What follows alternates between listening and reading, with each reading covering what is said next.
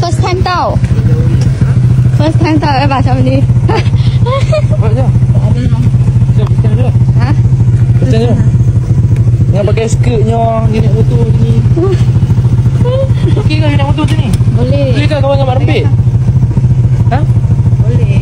Boleh ke kawan dengan Mak Rempit? Boleh. Boleh. Tak apa nak ambil hang. Hujan. Sini.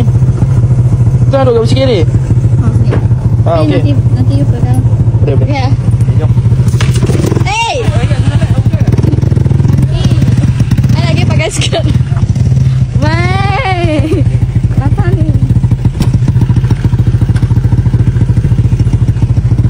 Apa ni? Tadi I massage pa.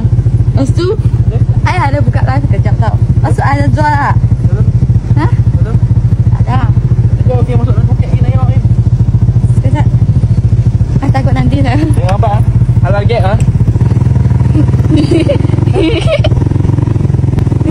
Ai, wei. Macam bawa anak punya susu lah. Bukan baru pantang ah. Baru Bukan pantang, baru lahir baby girl. Christmas pula. Tak. Kita tu buat ada pula.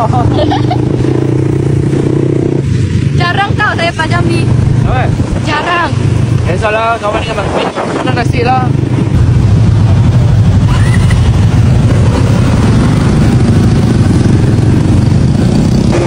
Dah buat apa lagi dengan helmet macam tu?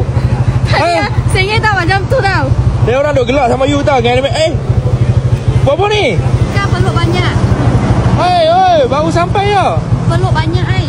Oh. Ini body mist Body mist. dari Coconilla X Avira. Oh. Ini kan baru